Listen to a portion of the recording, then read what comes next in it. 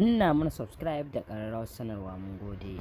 Rigima ta ɓalle a masana'antar Kano tsakanin Sarki Ali Nuhu da Hannatu Bashir.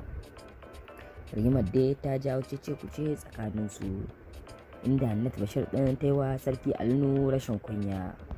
Amma abin da ya fara zika sarkin Kano ɗin Ali Nuhu shine gorin da Hannatu Bashir ɗin ta yi masa. Dalilin wannan gorin ne dai ya jawo Sarki Ali Nuhu ya maka ta a kotu. Lamarin da ya faru ne dalilin da ita Hannatu Bashir ɗin ta nemi da Sarki Ali Nuhu ya gudana a cikin wani fim ɗinta da za ta yi, inda ta nemi Ali Nuhu ya taka rawa a cikin fim ɗin. Sai gashi Ali Nuhu ya yi mata abin da ita bata ji daɗi ba, inda ya ƙi bayyana a cikin fim ɗin nata, wanda kamar yadda aka saba aka bawa Sarki Ali Nuhu lokacin da zai yi ɓangarensa. Amma wasu dalilan suka sa Ali Nuhu bai bayyana a lokacin da aka bashi ba, inda Ali Nuhu ya ƙara bata lokaci akan sanda zai yi wannan nashi ɓangaren. Amma dalilai in ji bakin Ali Nuhu ne hana shi zuwa ya bayyana a lokacin. Dalilin wannan ne ya harzika ita Hannatun, inda Hannatun ta yi wa Ali Nuhu gori.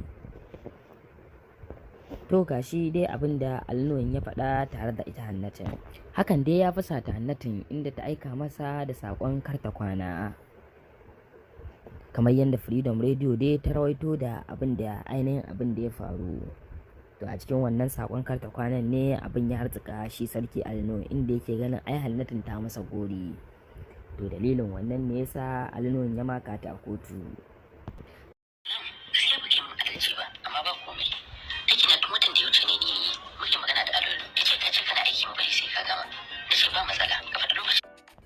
Ita mun kace goma ga wata, so kuma ina tambaye shi goma ga watan yayi, sai na ce mishi a magana zuwanka, ya ce mu za ka dawo ba matsala, idan ka dawo yau sai mu bari gobe mu yi bangaren ka.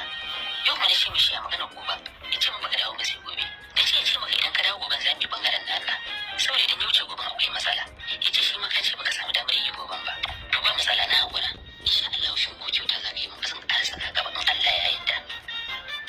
Ta yi ya bada amsa da cewa mene muke haka da za ki turo min da irin wannan sabon. Kika zaba wallahi sai na dauki matakin hukuma akan wannan cin mutuncin, dan ban ga abin da ne gidan da cancanci irin wannan cin mutuncin ba.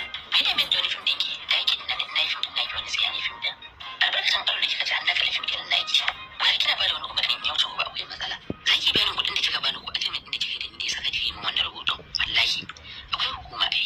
Ita ma nan ta bashi amsa da cewa ba matsala, ina jiran hukumar, ba sai an ma da bana kira na zan so.